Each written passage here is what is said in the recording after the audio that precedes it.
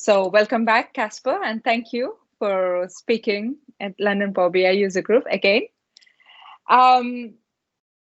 Just introductions. I'm well, Kasper is definitely somebody who doesn't need introduction, but for the people who are new, if you don't know Kasper, Kasper has been working with Microsoft on various platforms, MSBI platforms, for a very long time.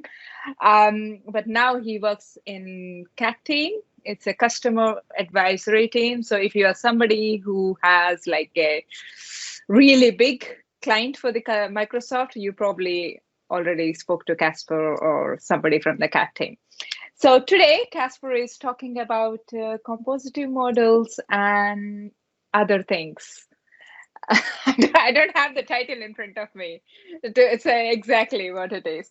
Yeah, it's definitely going to talk about some really cool, interesting stuff. And that's pretty much about the introduction. And over to you, Kasper. Oh, yeah, sorry. Actually, I forgot a few important things. Thanks for reminding. So the few things is please use chat if you have any questions during the session. There is something new that we are trying at this in this one is we actually dedicated 30 minutes as a Q&A at the end of the session.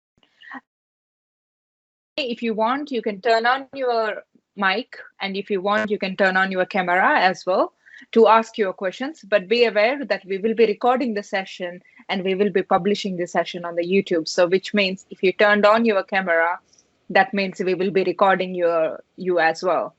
So if you are happy with that, then only please turn on your camera. I would recommend you to turn on camera only for Q&A, not during the session. And also please mute yourself during the session. And even during the Q&A, only unmute when you have a question. Or probably raise your hand, then we unmute. So this is something we are trying. The main reason behind trying this is like obviously everyone working from home and all the pandemic. We are not actually in a room where we had really nice networking and all those things. So this is our trial of trying to create some kind of networking platform. But with the number of attendees we have, we genuinely don't know how it's going to work. It may work, it may not work, but we just want to give it a try. And we will be using that 30 minutes for Q&A or for networking and stuff like that. So we'll see how that goes. So yeah, that's pretty much it is. Over to you, Kasper. All right, cool. Thank you. You can ask any questions, by the way, not just on the topic that we are talking about today. Any question about Power BI is fair game. I'm not sure if I can answer all of them, but I'll try. All right. So let me start my screen. Let me know, share my screen, and let me know when you can start seeing it. Yeah, we can see that. All right, awesome. So today we're going to talk about composite models and aggregations, and we're going to do kind of a deep dive. I know everyone, and James has been teasing it everywhere. I'm teasing it a little bit on the Twitter too, about the new composite models talking to analysis services models. And I can share a little bit about that at the end, but really there's not much difference and change to actually how composite model works today. So what we're going to do is we're going to look at composite models, DirectQuery, aggregations, and we're going to see and try to understand how all these work. Because if we do that, then we also really understand how composite models and aggregations work when you're connecting to analysis services models. Okay?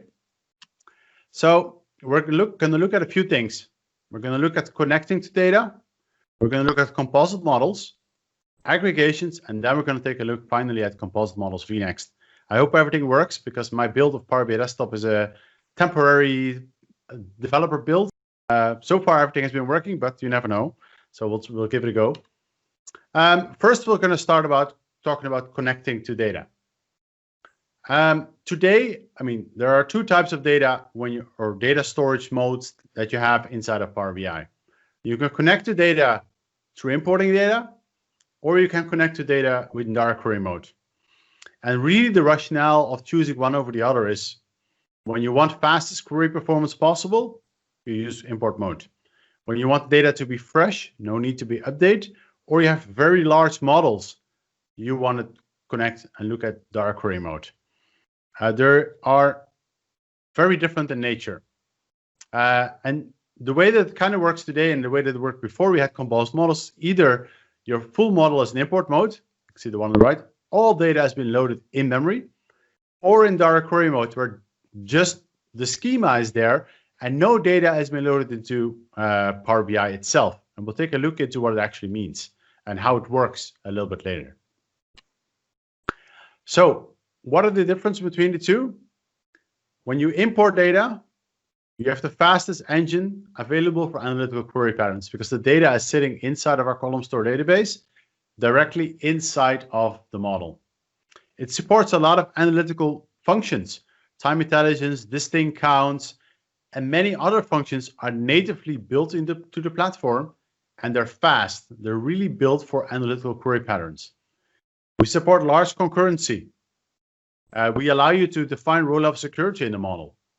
The only downside really that there is to import data into the model, data has to be, it takes time to update. And obviously it also costs memory to load the data into the model. Yeah, so that's importing data. Obviously it's fast, it's built for analytics, but you have to load all of the data over. In DirectQuery, there's a difference. No data is stored in the Power BI engine. Updates show up immediately. So new data gets loaded into the model, into the database, you make some changes to it, and immediately you click on a button in Power BI, new query is being sent, and automatically the new updates show. That's pretty cool. What happens under the covers is that any query sent to Power BI, you have a visual and you click on something, that query will be translated to a SQL query. That will be sent to the data source. But it's pretty hard to translate a lot of the things that we want to do in analytical query patterns. Things like time intelligence functions.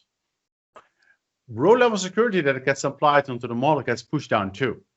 Because let's say you want to see only region East, what we'll do is queries and we'll inject it only region East. So all the interactions, all the things that you do in the model get pushed down to SQL Server under the covers. Now, the biggest downside of DirectQuery is there's a huge dependency on the data source for performance. So let's say you use a big a Databricks cluster, or when you play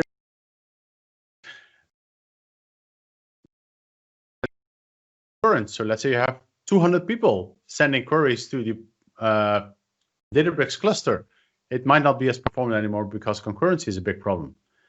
Performance, maybe you have a relational database, an OLTP system, and on that OLTP system you want to do some queries. While it's doing some last-minute work in the transactional system, at the same time you're querying that same system with analytical query patterns that are very expensive. It might not be as performant as you want. So there's a big dependency on those data sources.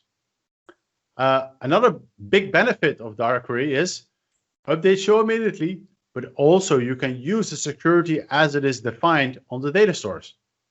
So when you connect to the model, we're using your credentials, maybe you have single sign-on with Azure Active Directory or things like this, you can use the row-level security as it is defined in the data source, which is not a big benefit. So you have these two models, import, DirectQuery. Both have benefits, both have downsides. So how can you, first, before we start deciding on what to do and how it works, let's take a look into how it actually works under the covers. So, as we said before, SQL is being generated on the fly, and I'll show you a demo of how you can see it yourself a little bit later too. But let's say again we have the same model, and I'm looking at years and sales amount. So from the date table, everything is in DirectQuery mode. From the date table, we look at the year column, and we see the sum of sales. It's two tables that I have in my underlying database system. They're moved into analysis into the model, and you have two tables there too. The DAX getting generated by the visual by just dragging on years and sales is this DAX. That gets translated into, and it says select year, sum of amount from sales, inner join date on group by year. So whatever you've done in the visual, it generates a DAX query. The DAX query gets generated into a SQL query. Okay, this is how DirectQuery works. There are some tweaks, and I'll talk a little bit more later on. It's generating inner join in this case, by default, we generate an outer join. I'll talk more about that a bit later. Okay, so SQL is being generated on the fly. That's important to understand. One thing that I didn't really point out, but it's super important, data, try to push the joins down. So again, I have a model here, and the model has the tables. We have a date, we have a sales, we have a customer table. All of them are tables inside of the model, 1 dimension, 2 dimensions, and 1 fact table. Again, what it will do is when I get data from these 3 tables, it generates a query that automatically joins all these tables together based on the model that you've created. And the reason for doing so is then you don't have to query all the individual tables, and we only get the data returned that we need, which makes things very performant. Okay, this is important to remember, and the reason why I'm hammering on this is when we start talking about analysis services, this is going to be important.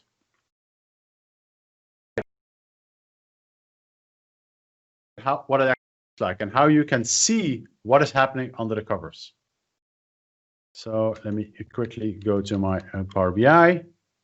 So here I have Power BI Desktop. I have a model.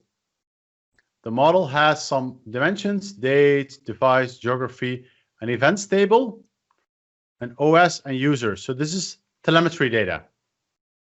And again, I can go to the model. I can zoom it in a little bit. We can see it again. Zoom a bit out. Again, events, dates, devices, operating system, users, and geography. This is sitting in DirectQuery mode. This is connected to a Synapse database, and it has 8 billion rows of data. Okay, we've created relationships. The one I was checking on this. The important setting that I've done here when you're doing DirectQuery is this one. Assuming referential integrity. This assuming referential integrity will make sure that we send inner joins. The reason we don't send inner joins by default is because the analysis service engine will always show you the values on each side when it's actually there's no data on the other side. So maybe you have sales that are not contributing to products that you have in your date table because maybe the sales table was updated before the products table or something like this. We will show you the values anyway. That's by default how the analysis service engine works. But if you start doing SQL Server and you're doing inner joins, that data will disappear. It will not show up. So potentially there could be a problem with missing data.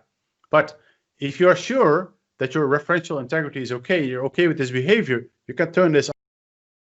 Calculations, the difference between an outer join, which it will do by default, and the inner join is massive, like 20, 30, 40% better performance by just turning this one on. Okay, so I've done this on all my relationships.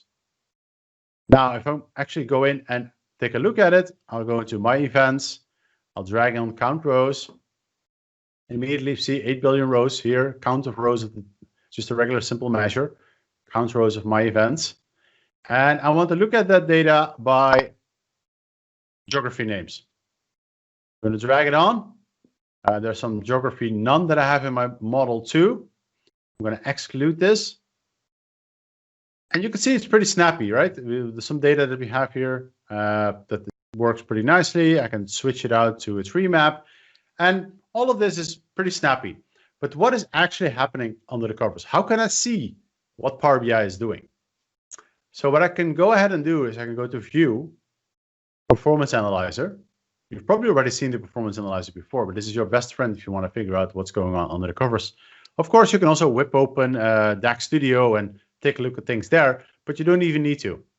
So what we want to do is we want to start recording what's going on under the covers. So I'll click on Start Recording. And now everything that I'm doing on the screen is going to get looked at. So what I'm doing now is I'm going to click on Refresh the Visuals. And now it's going to send the same query again. You can see count rows by geography name. I'm sending that query. It's already done.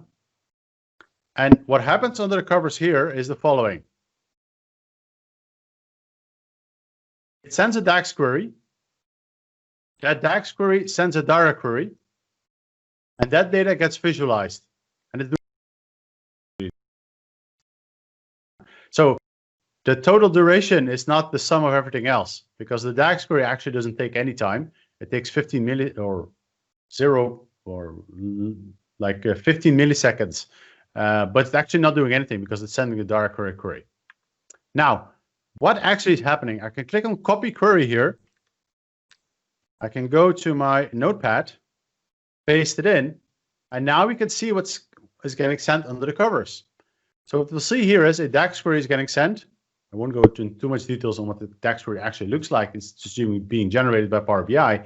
But what it does is it shows the geography name from the geography table. It excludes the none. And then it shows for those values the count rows measure. Okay, that's it. Now that generates the following SQL query. And it looks pretty big, but actually it's pretty simple and straightforward. It select top 1 million rows. Again, this is a limit that we've built into Power BI. Power BI will never show you more than 1 million rows in DirectQuery mode. I mean, whoever wants to show more than 1 million rows in Power BI in a visual probably should not do it anyway, but we put a limit on it anyway.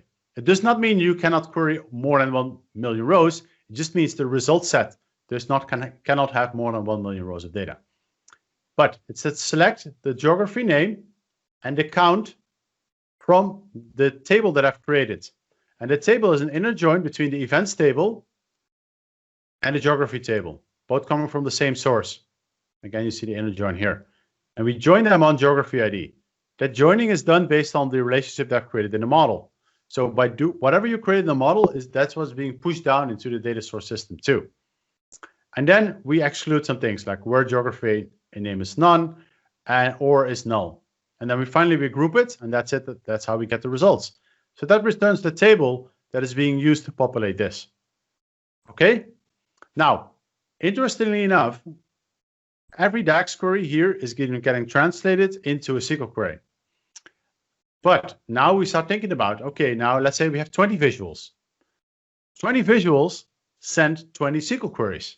Okay, so the more visuals you put on the canvas, the more SQL queries that are going to be sent to the underlying database system too. So that's important to recognize. Everything you do will be pushed down into the underlying database system. Okay, so that's how DirectQuery works. It's pretty relatively straightforward, but it's really important to think about what's going on here under the covers. Everything you do, and we'll show some examples a little bit later on, where you see that one visual actually has to send multiple queries to be able to get the results. All right, so I'm going to stop this. Now we're going to go back to slides, and we're going to take a look at composite models. Because now we want to join data across domains, also known as composite models. That's what composite models really means. We're going to join data across domains. Sometimes we call them internally data islands too. So again, let's say I have the same model here, but now the sales and the reseller sales are two fact tables coming from different databases. Same thing here, sales and date both come from the same table, really straightforward and simple. We just do with sales and the inner join on date. Now, what happens when I also want to see some data from reseller sales? We cannot join the date with the date table because the date table doesn't exist for us. At least we don't know if it could exist on that table too, but in our case, we don't know it exists. So what needs to happen is it's going to use the values from the dimension date that we know inside of the model and push that down into the query that we send to get the reseller sales data. Okay, so we're creating a table under the covers with the values for the date table, and we join that with the reseller sales table. Okay, so that's two queries being sent. Finally, we combine the data from those two result sets in memory to get the result that we want. Because across domains, queries cannot be pushed down, obviously, because they're different database systems. They're completely, and they could even be, one is a SQL server and the other one is a Spark or is completely something else. So we don't know. One could be a REST API where you can never even do this. Actually, that's an interesting point too. Yeah, but we don't support DirectQuery there, so that's not a problem. But we try to inject the data in the other side. So let's take a look, because now things get interesting. So go back to my model, And I'm going to close this down for a second. And now I'm going to add data from a different database. So I'm going to go to recent sources. I'm going to connect to a database that I have here, not a Synapse, just a regular SQL Server on my own personal account. So it might not be as fast, but I go here. I'm adding some invoice data. I'm going to load it. It's going to ask me a question, which is interesting too. I can do import and DirectQuery. In my case, I'm going to add DirectQuery because I want them to be both in DirectQuery mode.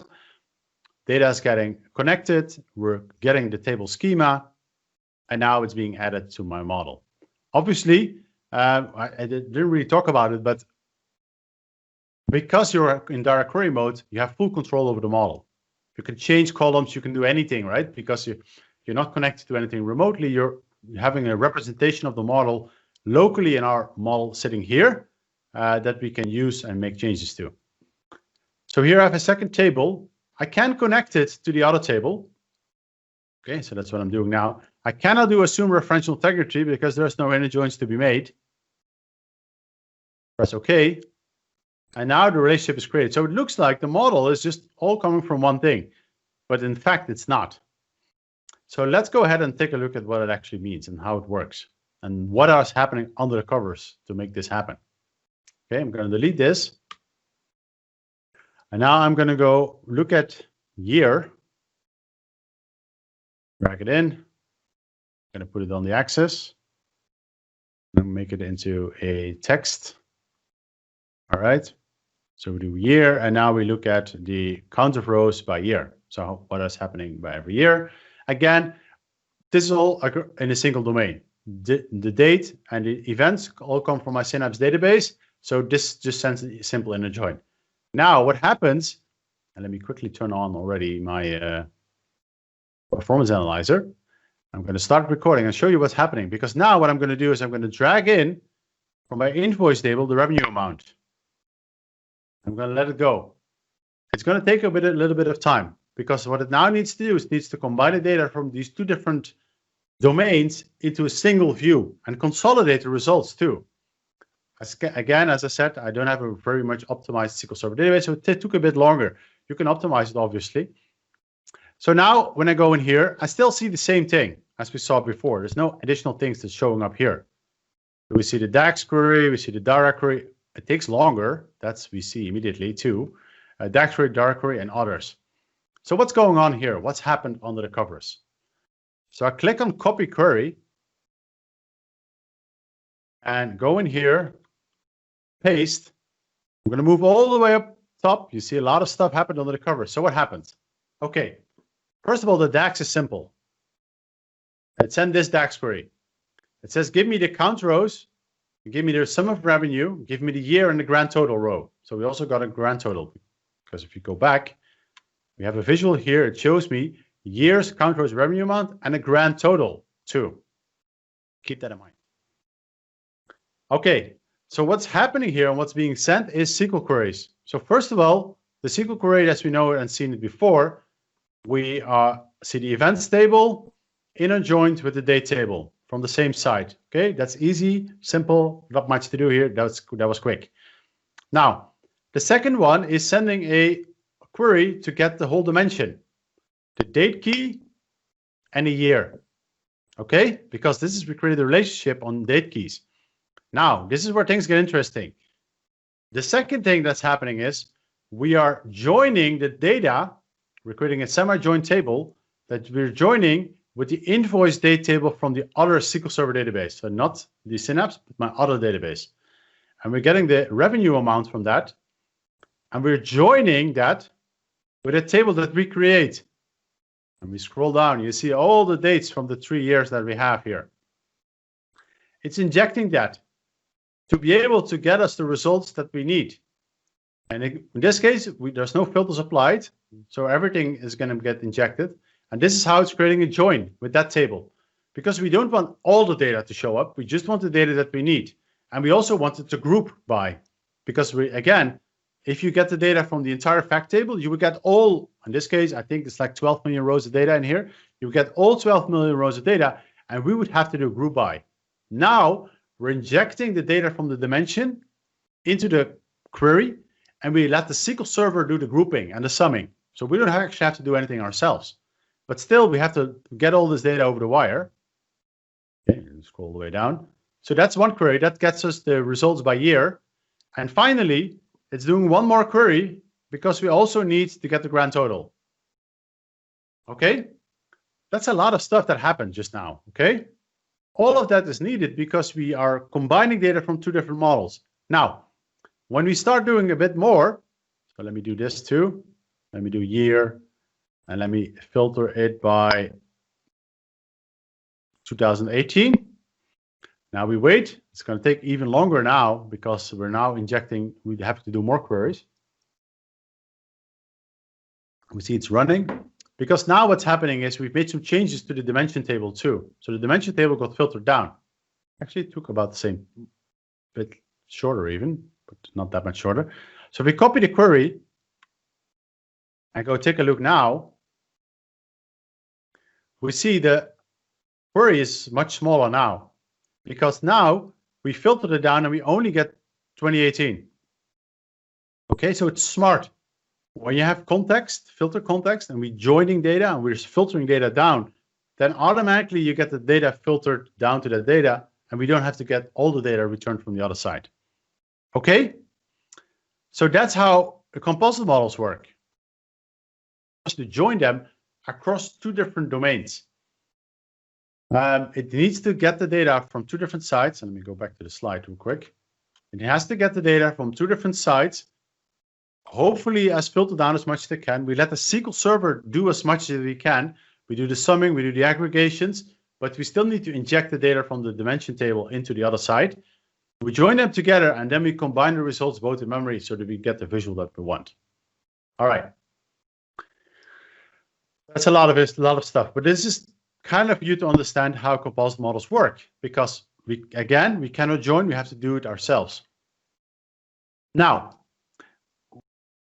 we have just mostly talked about DirectQuery mode, but there's also a way to combine the two different storage modes, and there are several different options in here and several different reasons why you would want to do this. So again, we saw this one before. There are two types, import and DirectQuery. Before composite models, you have to choose. For big models, you want to do DirectQuery. For data fresh, you want to do DirectQuery. For query performance, you want to import. But now you can combine the two with DirectQuery and import with dual mode and aggregations. So let's go ahead and take a look at that and when you should want to use it. So again, here now I've combined my model. The white ones are DirectQuery. The blue ones are import mode. Again, same thing happens here. I'm looking at year, customer, and sales amount. It automatically shows me, it sends a DirectQuery query to the data source because everything is in DirectQuery mode.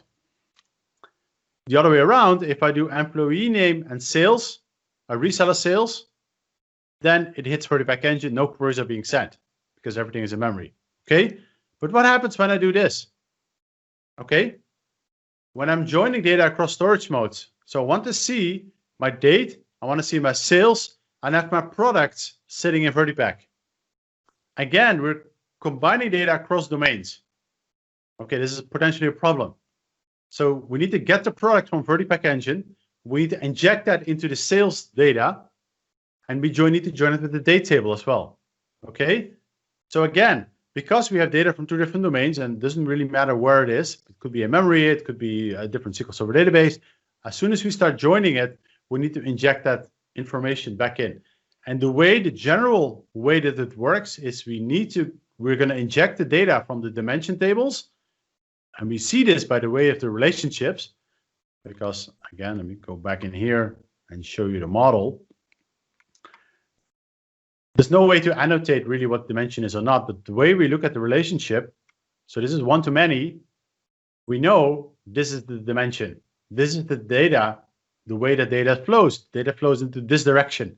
So if we get data from this table and we inject it into this table, then we know that's what we need to do. So that's how we determine what we need to go do. Okay, so here we need to get the data from VertiPack in this case, and we need to inject it into the sales query that we do and combine them both in to get the results. Again, pushing down is not possible here. Now, interestingly enough, it can be made possible with dual mode. So we have an option into the model that allows you to say, and I'll show you this in a second, I want my table to be in 2 different modes at the same time. I want it to be in dual mode. It will be imported, and also it will be in DirectQuery mode. In that case, the engine will automatically figure out what to use. In this case, for example, we have the date table that is both in memory and in DirectQuery mode, and the reseller sales and the product are all loaded in memory. When we query this data, everything gets done from DirectQuery mode. But if we would get the sales by date, then it would send a DirectQuery query. Automatically, we will figure out what is needed and what is done. Obviously, the downside here is you need to load some data in memory. But usually, the dimension tables are not that big compared to the fact tables, so it's okay. I mean, they're pretty small. So loading of that data does not take a long time. All right. That kind of sets us up for the next step, aggregations. But before we go there, let's recap composite models.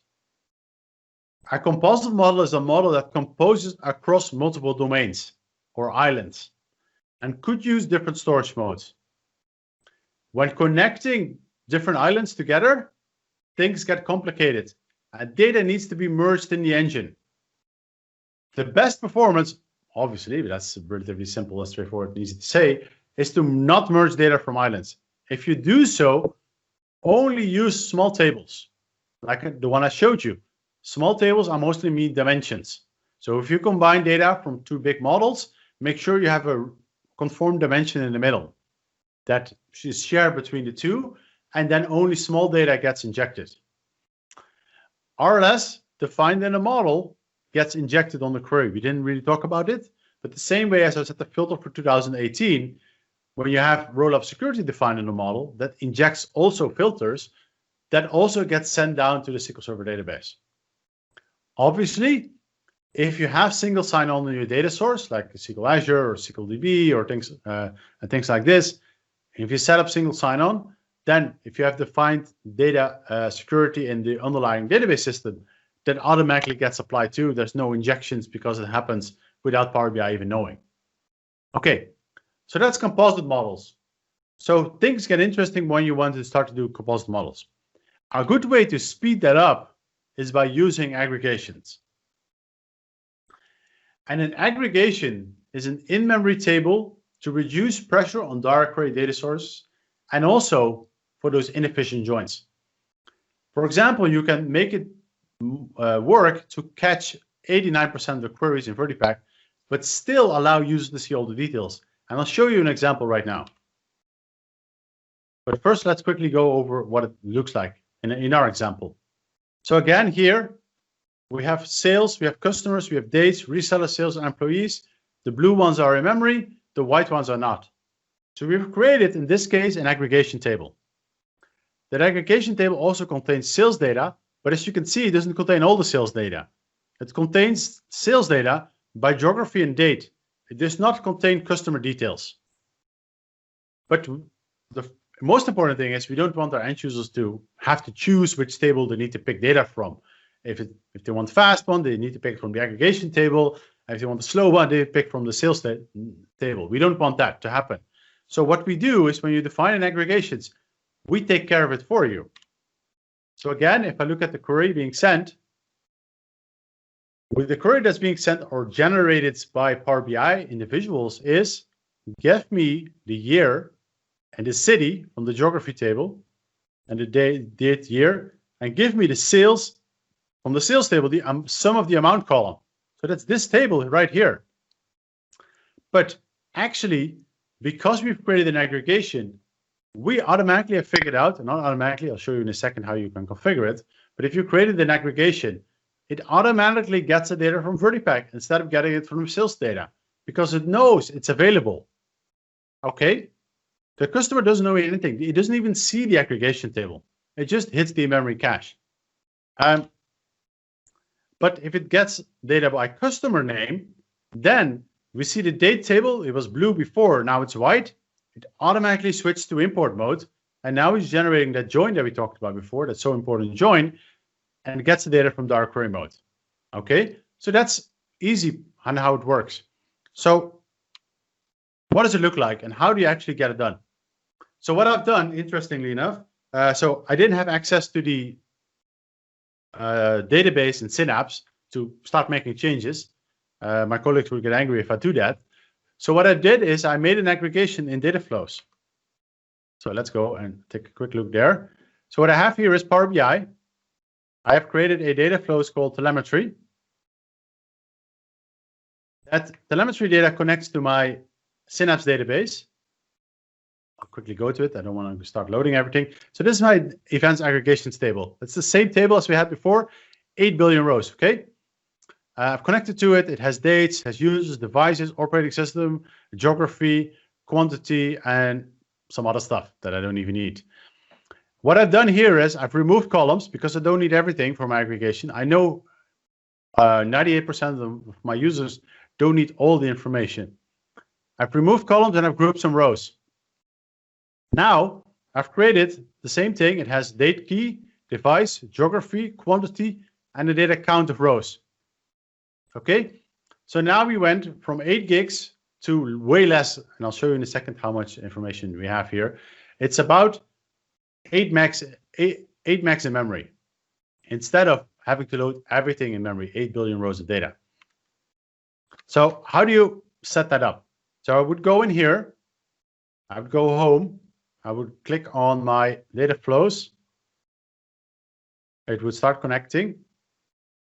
I'm actually not going to go do it because then we have to load all the rows and we have to wait, but I'll show you anyway. So we'll go here to my user group, Netherlands. I did this demo once before. And you click on my events aggregations data. We click on load, and that would actually start loading the data in memory. So let me quickly switch over to a different Power BI desktop file. Okay, here. And now I've loaded that events aggregations table in memory. If we go and quickly take a look at my folder here, we'll see that we didn't actually load all the 8 gigs of memory. We loaded 8 megabytes of data. That's it. And if we go back to the model, we'll see it has, if you go to the events aggregations table, it has 2 million rows. That's it. 2 million rows of data. So let me set up aggregation and see what actually is happening, because now we need to make it part of the model. So what we do is, as usual, we create relationships. So again, same thing happens as here. Okay, make it relationship. We'll make the device because it's like a different fact table, a new fact table. We're not actually going to use the fact table because we're going to now define aggregation. Do right mouse click and click on manage aggregations in here. It says my aggregations table is my events ag table. Okay. And now I want to define what's actually happening. So I have a count rows. These are all the columns in my aggregations table. If I want to do a count rows of my events table, instead of getting it actually doing a count rows of the events table, get it from the events aggregation count rows column. Because we did a group by and we did equal, or in the query that we did before, it's already stored that into the model.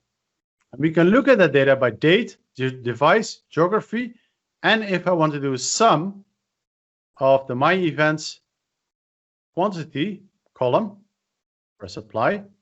The aggregation is now being applied. Immediately what you will see is the table disappeared. It got hidden because we don't want anyone to see it. You can unhide it if you want, but I don't think you want anyone to see it because it's orthogonal. The user doesn't have to see it. We take care of it. Okay, I'm actually made it show up here because I want you guys to see it. But if I now go in, now you won't see it anymore. We're now going to do my events and we drag on the count rows. Automatically we'll get it from my Vertipack engine and see how fast it is. And I can get my count rows from device and date, and I even have the geography in here if I want to. Let's just drag it on. Let's just make it all connected. Okay. Now I can look at it again by geography.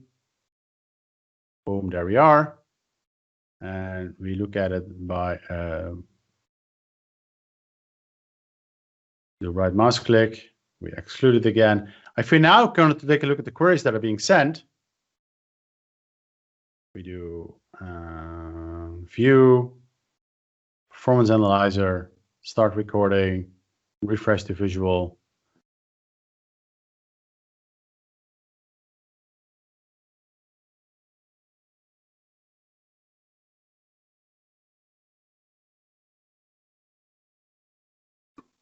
We'll see something didn't work as I wanted. That's unfortunate. What's going on here?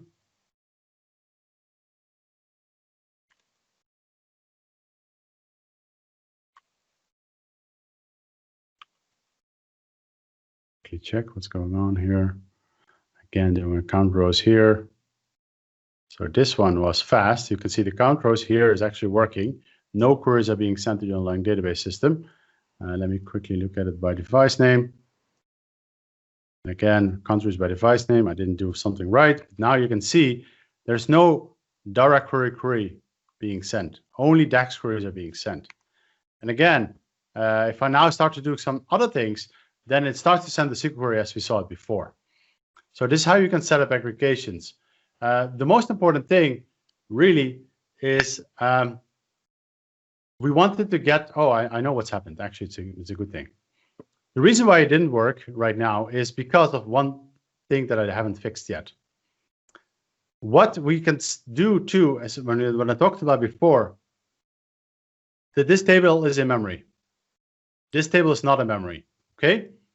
Now we're joining data between this table that is not in memory. We want to join it with the data or the tables that are around it, dimension tables. These I've already put in dual mode. Okay, so this means that these tables are already in memory and also available in DirectQuery mode. Device, same thing. But if we go to geography, we'll see it's just in DirectQuery mode. So it is not able to use the aggregation because it needs to be in dual mode. If I go move it into dual mode now, this is not what I've tested before, but we'll see how it goes. It actually tells you something. First of all, it's telling you, be careful what you're doing.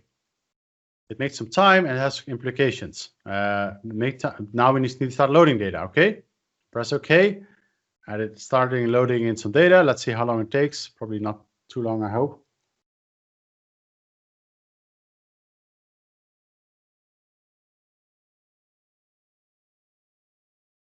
Yeah.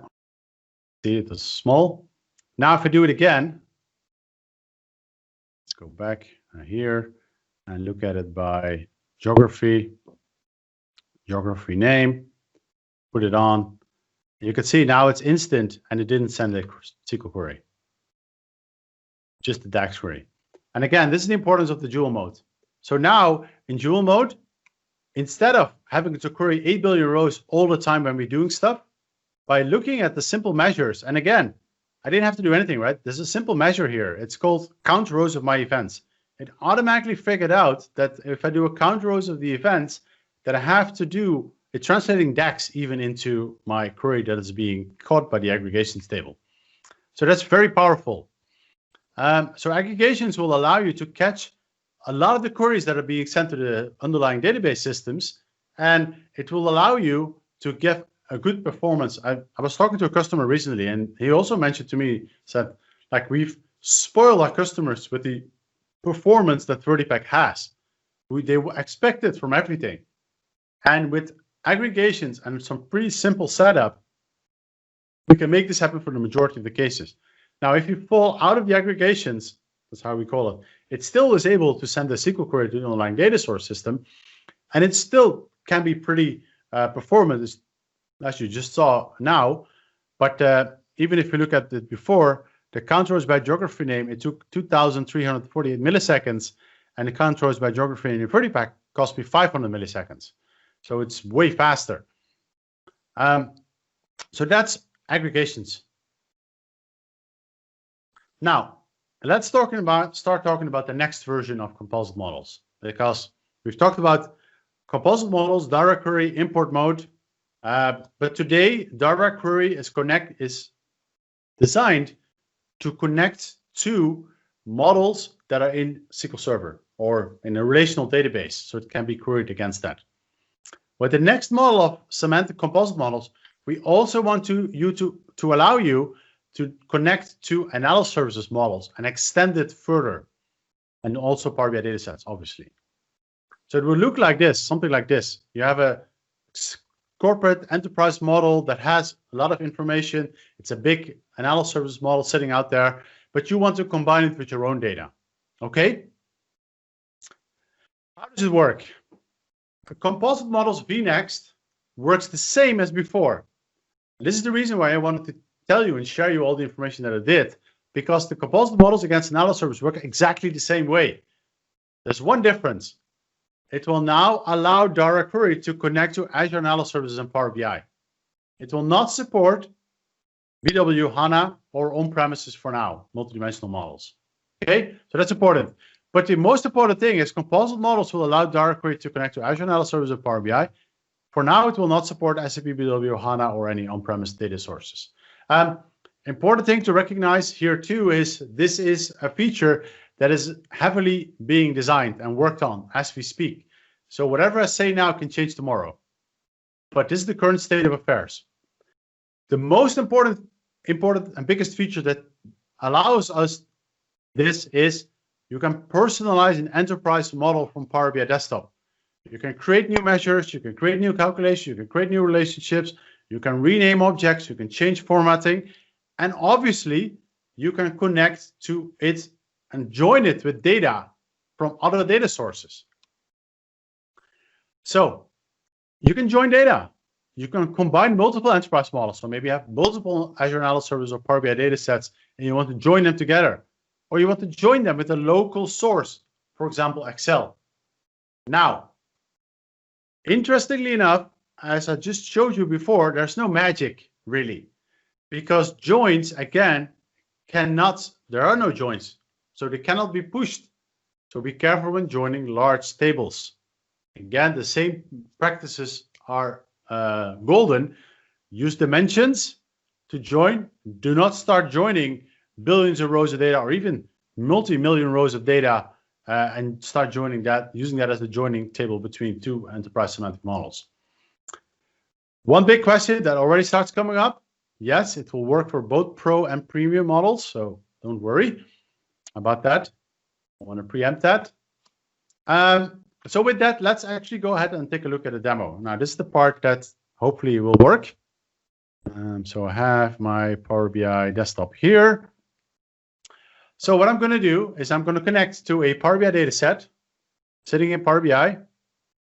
Press OK.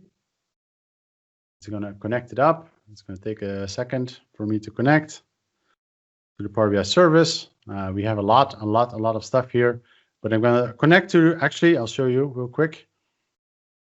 Where is my Power BI here? So the model that I just created, I uploaded to the Power BI service. It's sitting here, my DirectQuery aggregations model, and I'm going to connect to that now from Power BI desktop.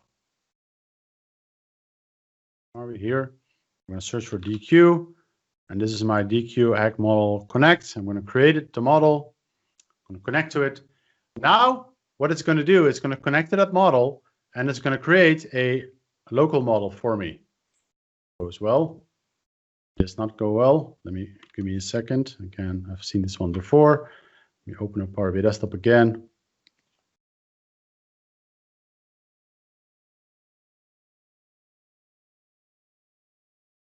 It sometimes happens when I wait too long. As you can see, my desktop does not look like yours, the one you just downloaded with the new version, because I have an older version.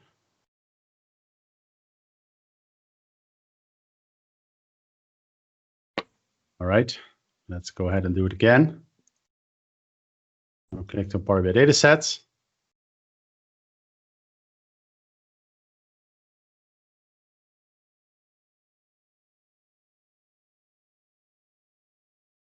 Okay, let's search for DirectQuery.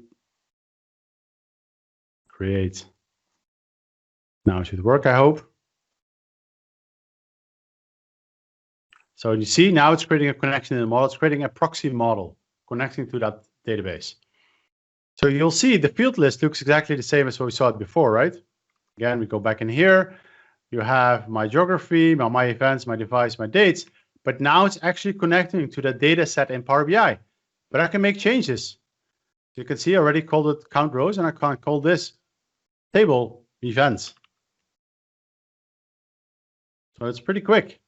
And I can drag in my number of events, and it will just query that model that is sitting inside of my Power BI data set, inside of my Power BI service. I can rename the tables. I can rename the measure. Again, count. Let's call it count of events. I can change the formatting if I want to. So here, let's say I want to have the formatting. I want to have 1,000 separator. Now it automatically adds the 1,000 separator. I can even make it into a, I mean, obviously it doesn't make a lot of sense for a count, but just to show you, now it automatically shows me the numerical field too. Now, so I can make changes. This is an external model that I'm making changes to. I can even go ahead and make changes in the model itself because I see it here. You see, it looks a little bit different too. The UI will be different. This is not the final version by a long shot. So this is the version the way it is today on my build. But you can even see the differences here. Even the field view looks different. Now, what I want to do is I want to combine this data with data that is sitting in my Excel file that I have locally. So I have an Excel file locally. Where are we? Okay, let me go back here. Let me open up my Excel. And here I have projection data. Year, month, date, geography ID, and projected data. Okay? I want to add this data to the data that is in my corporate semantic model. Close this down because another important thing in my Power BI desktop file is the bar on top is still active. I can connect to other data sources. So I've already connected to my analysis services or Power BI data set or things like this, and I'm connecting to it, adding a connection to Excel to it. So I'm going to click on our projection data. I'm going to open it. It's going to tell me to import it. Yeah, here we are, the projection data. I'm going to load it. And now it gets loaded into the model and added. So interestingly enough, it's going to ask us something. Again, this has to do with the injection. When you add a second data source, information from one data might be included in queries that are sent to the other sources. Are you okay with this? Usually you would say yes, because it's the only way. As I told you before, the reason why this is happening is when you start joining data across domains, it has to inject data from one domain into the query of the other one. Potentially, it could lead to security risks because if someone has a trace file running on the other SQL Server database, they might see the data that is being sent there. Okay, in this case, I'm going to be okay. I'm going to load that data to the model. It's pretty small. We see it here now, the projection data, and you can also see different icons, so you can really understand how different they are. I'm going to connect my date to my date key. Okay, make the relationship active, and that's it. So now we've created this relationship. We created the second fact table, and now I'm going to do count of events, and I'm going to add, instead of, I'm going to do it by year. I'm going to make it into a line chart. Okay, here, and actually I want to see it by month because that's what we really wanted to see. I'm going to do month. And I'm going to filter by year.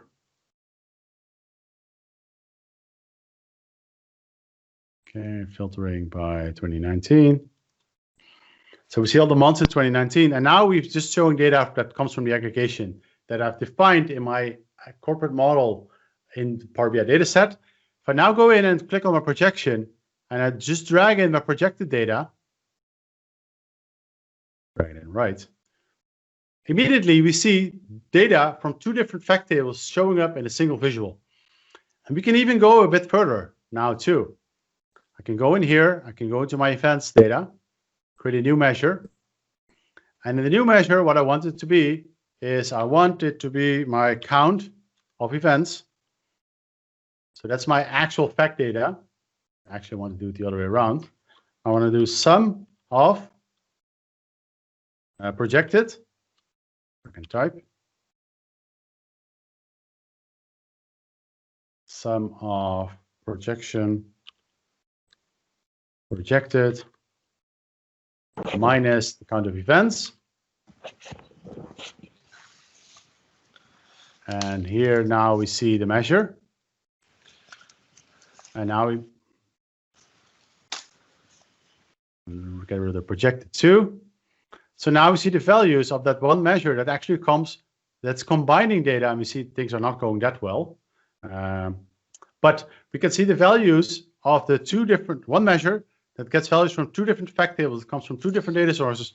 One is an analysis services model, and the other one is like my local Excel spreadsheet. We've combined them into a single model that we have sitting here in my local Power BI desktop.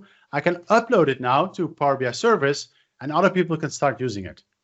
Now, let's go in and look at a few more details on composite models.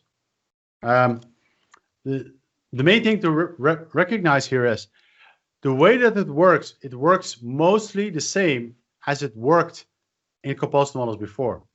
So again, what it had to do now, it had to inject data from this table,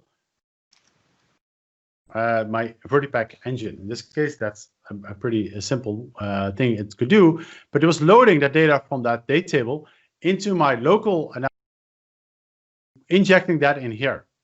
So if you imagine, let's say I had 2 analysis services models here, and you have a new fact table that is sitting here that also has the date table sitting in the middle as another dimension. It has to inject that data into the other analysis services too, which is fine if you do a nice, good relational design. But if you start joining fact tables and things like this, you might get into trouble quickly.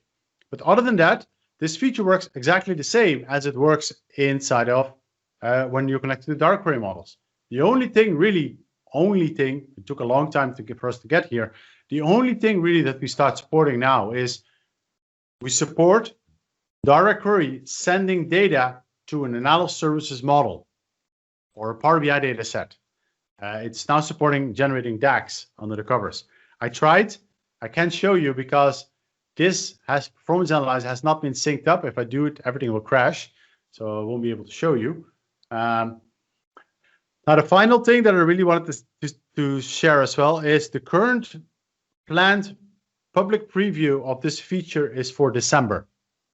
The release notes have been updated. Unfortunately, it was next month, but they've pushed it out 1 more month further. So the current preview is planned for December for you to go all and play with this too. And with that, I'm at time 2. That's the end of the presentation. So maybe we can start opening it up for questions.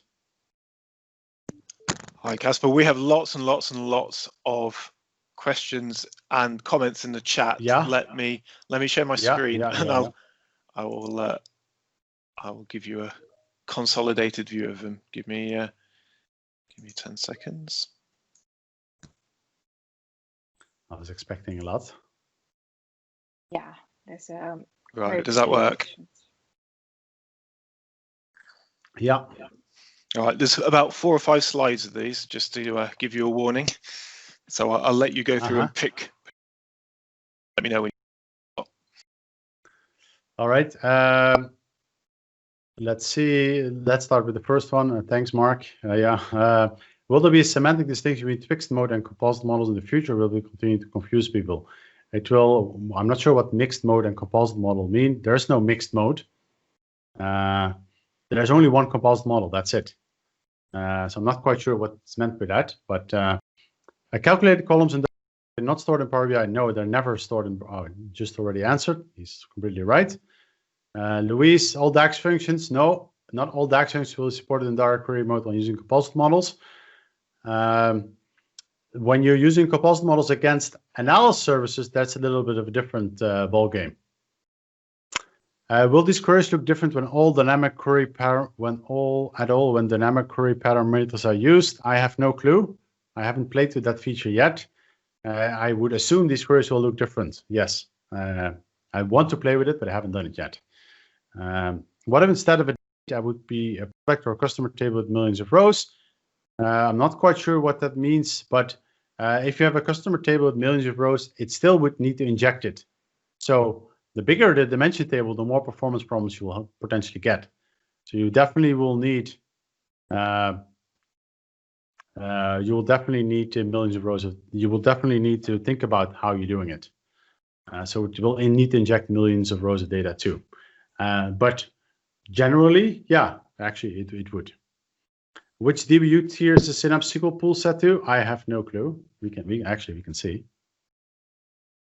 It is set to DB300C. No clue what that means. I have no clue about Synapse any further, but that's DB300C. When this life-changing feature is going to be available again, it's going to be in December. Preview in December. Kasper, if the dimension is big, the network could be a bottleneck. Yeah, it could be. Yes. But I'm not quite sure how else you would want this to work or could think about this to work. Will the same thing happen when you have a composite model and Google BigQuery as database? Yes. It doesn't matter which database you have. You will need to. So the biggest reason why we inject this, and this is why I really wanted to show it too, because it really hasn't changed. This has been this way since composite models have been released in the beginning. There's two ways this could have been done. One, the way that could have been done would be to get all the fact data into our local engine and then combine them. But that would not be a good idea, because if you do that, like for example, in your example, you have Google BigQuery, it has terabytes of data. You don't want to get terabytes of data. So we need to inject the dimension so we can get an aggregated result back. Also talking about network traffic, the network traffic of getting the raw data, instead of now we can get the aggregated data filtered down, is much smaller. That's why you have to think about the design. What's the performance cost of all these unnecessary casts? Exactly, Alex. SQL will do an implicit cast anyway. Self-service BI empowering managers to write bad T-SQL. Exactly. The slides will be available. Yeah, I'll make them available.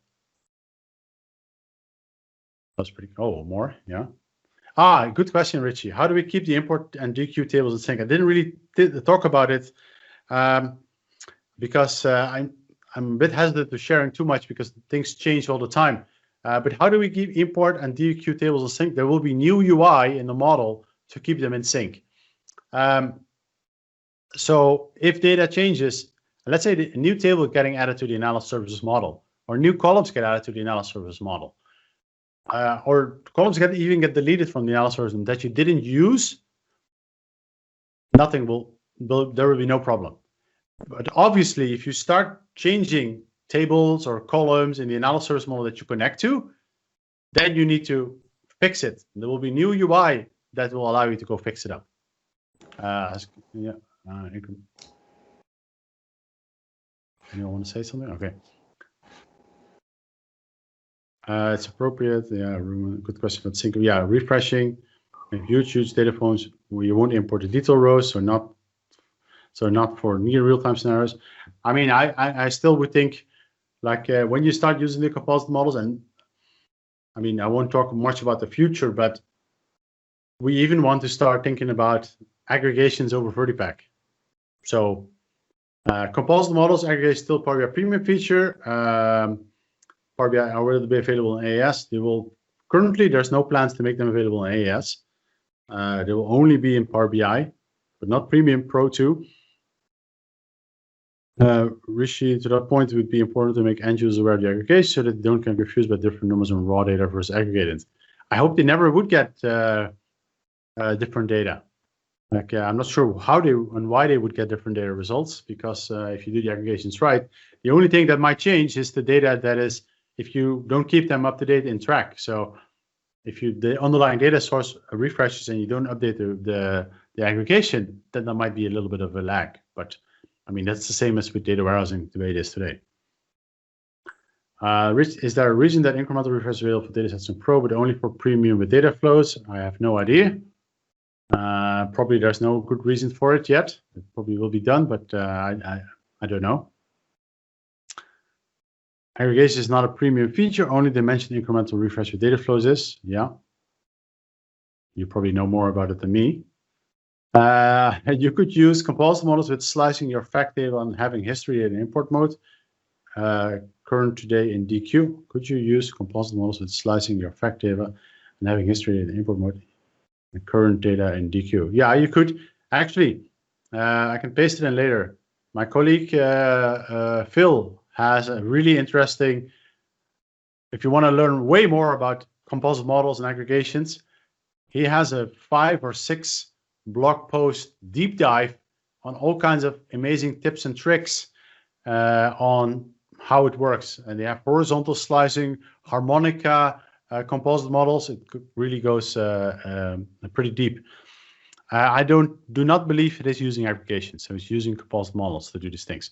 I mean, honestly, the aggregations feature the way that it is today is not very different than what Marco and Alberto used to do with the session. I think they did it at SQL Bits in 2011, where they just use a DAX expression to see which level of the granularity that you look at, and then get it from different tables in memory by using a big if statement.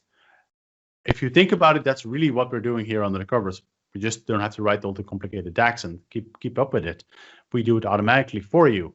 But that's what composite models allow you to do too. But maybe I'm not getting it. Could you use composite models with slicing your fact data and having history data and slicing your fact data? Yeah, you can. You can definitely do that, but you need to write some DAX. All right, I think that's it. More, James? We have some more. Oh well, yeah. Go on, James. Yeah, this is the next slide. All right. This is all the same thread, so you could probably just summarize a lot in one, probably. Let me read them first then. How would you blend measures between models? Combining models have to be linked to common attributes. Yeah, Alex is right. On the common dimension, totally follow, but we have to say product dimension that are different structure between models. What Phil's also send out, maybe use straight type, a similar approach. I mean, I think you have to be very careful here. Yeah, you need to make sure that the business key match exactly, because that's what it's doing. I don't know if you saw, if you go back earlier, the join, what it would do is it would get the year. Maybe I still have it. No, I don't have it anymore in my SQL script that I generated, but it would get like the name of something, but it also would get the name of something, and it's also doing the it's getting the key of that value, and that's what's injecting. But I think I'm with Alex. It's a maybe looks a little bit too detailed. Product table in model A joined to product table in model B using product code, and filtering is applied across the models using this link. Also imagine a different set of attributes, but we'll look at like one product dimension. How would it work? Yeah, you be able to hide individual tables in each model. Yeah, creating kind of a view for both. I mean, it's too hard to really say it right now. I feel like you indeed might be getting a bit into complicated area. It's probably possible, but it's really hard to really say it from here. In December, you can try it out yourself and let us know. Richie, having DirectQuery for today, import mode for history would be a really interesting pattern, but I guess it wouldn't use aggregation, we just DAX, exactly. That's what it would do. Some careful DAX writing. Actually, I think it's not that much. It wouldn't be that complicated, I would think, to actually write the DAX. But yeah, if you want to start talking about year-to-date measures, and then things get interesting. Does the DQ to AES, which is coming to desktop, apply for paginated reports? When you use a Power BI dataset, or then for paginated reports, you can use that too. On-premise multi-dimensional, not that AES supports MD, exactly, but also on-premise doesn't work. In the new version, when you connect to Azure Analysis Service, it uses Connect Live, but it's treated the same DirectQuery mode when designated composite models. So there is either direct, just like when you have SQL Server today, Actually, in SQL Server, you can import it or DirectQuery it. When you are going to connect to an analysis services model going forward, you will get, actually, it's a good question. I don't know the answer. Right now, you automatically get DirectQuery mode, but I'm not sure what happens with Live Connect mode. Actually, it's a good question. I don't know.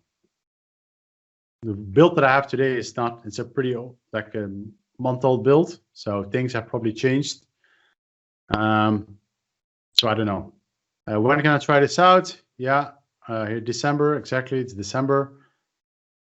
Exciting demos, yeah, and the roadmap article, exactly. That's where you can see the latest and greatest. I hope they will make December again. I expect them to make December, but yeah, who knows? It's a complicated feature. Did we go through all of them, James? More. Yeah, I think we did. I think there might be a couple more in the chat window. Let me that have come in since you started covering these. Let me see if I can find them. Okay, so Lewis asks, what about DevOps? Can you talk a bit about that? It seems to be all over the place. Desktop, Tabular Editor, Visual Studio. I guess that's not particularly for this session, but I mean, what? Yeah, I think the DevOps and all of these things, like we started going into this direction now that we have. So when we started with Power BI Desktop, I was part of it, but I did not make that decision. But the way that we stored the Power BI Desktop model inside of Power BI at that moment in time, it was not very neat. You couldn't get access to it. So there was no way for us to open it up for external tools. But now that we have XMLA endpoints supported, we needed to make sure that the files, the TIMSL, the model inside of the Power BI Desktop file, is actually readable and understandable, because so you can script it out. But it took us quite a long time to actually get to that state again. We first did it with SQL Server 2016, because for SQL Server 2016, we started supporting Power Query. So first we had to do it there. And then we had to bring that work also to Power BI Desktop. But Power BI Desktop is much more closer integrated with Power Query and things like this, which are not natively built into the model. So we had to build that in natively. Now the model is fully, like, not even today, it's not fully changeable, but it will be when we get to GA of XMLA. You can change all the items in the model. Today it's only a subset of data. And as soon as we have that, then you can open it up for third-party tools the way we do it, like Tabular Edit and things like this. Now, the DevOps question in particular is a bit more complicated, because what we really want to be able to do is see the code. Yeah. So we actually want to be able to see all the code. And today we could potentially only see the model code, but not the visuals code, and not the dataset code, not the app code. So that's more work that needs to be done. There's currently no timeline for it even. So, but we do have deployment pipelines, which kind of allows you to do it. Obviously, what you really want is you want to be able to see the code change and all of these things. That is something that is being worked or thought about, but no real timelines yet. So it's really the deployment pipelines, and in the model itself, you can do all these things with external tools. And if it XMLA data sets, you can open it up and you can do whatever you want, whatever you could have done with analysis before too.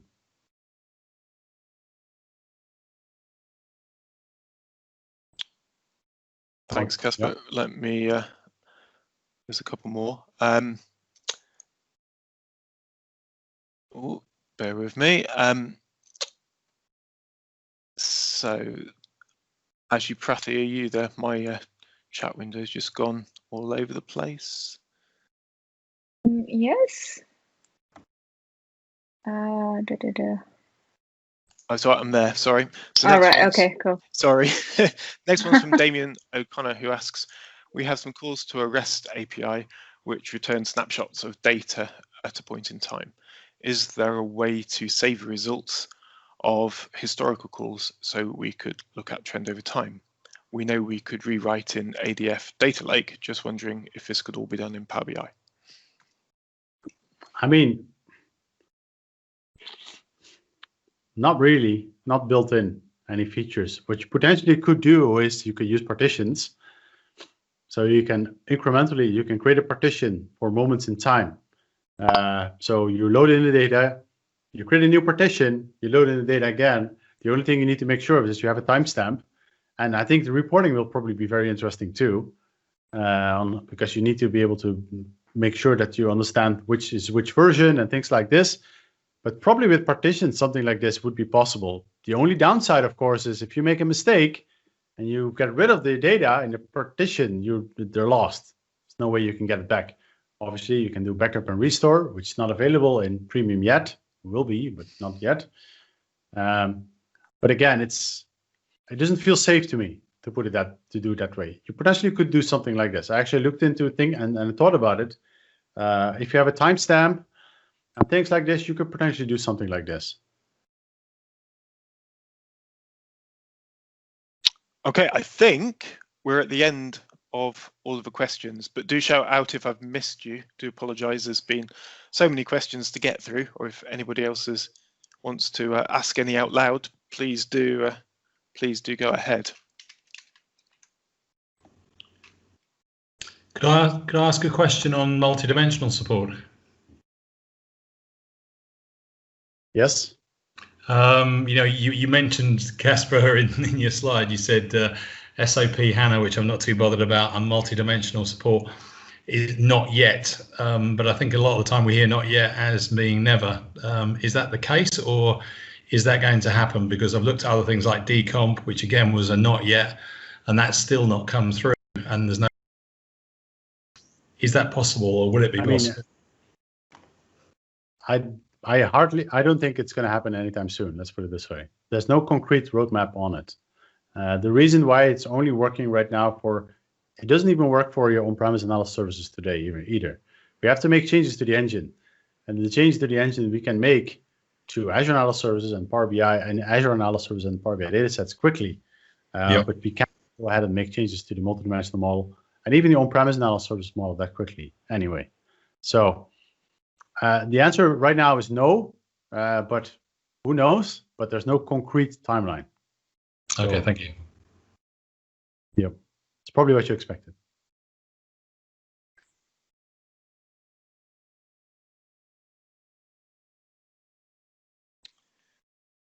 Cool. I think that's pretty much. Well, we have few new questions. Kasper, do you think you can go on chat? I think it's probably easier for you to read. I just opened it, but it's needs to load. Yeah, snapshot. I think the next one is Andrew Thorpe. Are we combining Power BI datasets in future release? What will happen when those datasets contain common dimensions, e.g. date? I'm trying to think about what the scenario. I'm trying to think about what the scenario is going to be here. What happened with those datasets in combining Power BI datasets in the future release? What will happen when those? Maybe you can ask the question in because I don't really maybe come on voice. Or ask it down there because I don't really understand the question. Andrew, do you think you could use mic and unmute yourself and ask the question? Unmute. I don't know why that is. Sorry. Okay. I can unmute. I found him. Oops, I cannot unmute. Never mind. Maybe we could go to the next question and Andrew might come back. I think that might be it, actually. I think we are finally at the end. So a huge thank you, Kasper. I don't think we've ever had so much audience engagement ever in a session. It's been really good to see. Really interesting session. And as you know, I've been particularly looking forward to your sneak peek. But actually, the interesting thing here is there's not much new, actually, indeed, to do with this session too, because there's not much new. It actually is already the way it works today. except the only difference is now it's sending DAX instead of SQL. That's really, so you can already think about the things that you can do. And there's also a lot of people, like I'm a little bit afraid there might be some performance problems because people just start to do things if they don't really understand how it's going to work. Like we start joining big fact tables together and just start querying things and injecting millions of rows of data or even more, then yeah. It's not, it's still physics. No, but it keeps you busy, Kasper. Okay. And all of us.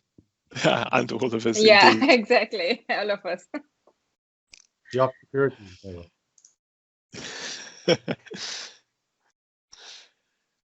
Okay, well, before we completely close off, I just want to cover a few things. Firstly, the next session next month will be Asger Gunnarsson, who will be talking about Power BI administration and governance. That session is on Thursday, November the 19th at 11 o'clock. And then this evening, Prathi is back with us talking to another amazing person in the community, Navarand, who are talking about the importance of female-to-female mentorship in having to grow your role in your career and in the tech community. So really looking forward to that, Prathi. Yes, yeah, and also it's welcome for both men and women, and I think it's going to be a very interesting chat. So yeah, please join us. Brilliant. And the URL to join is at the bottom of that slide, and it's at 5 p.m. UK time. And I know there's been quite a few questions in the chat, but if you didn't catch it, today's session has been recorded and we will be posting it on our YouTube channel. But just please give me a few days to get it edited and put up there. Okay, great stuff. Thanks again. Yeah, Kasper. I just wanna. Oh, sorry. Yeah, go on. No, go for it. No, I just want to ask attendees, like, what they think about having this extra Q&A time, and do they prefer the chat, or would they want to unmute themselves and say something if they have any input? Because we have 5 more minutes to talk about it. Yeah. If anyone has any input. And before you shout out, I forgot to mention, there's a link here on this slide for feedback. Please do fill that out. And obviously we use it, and also I'm sure Kasper will be very grateful to hear as well.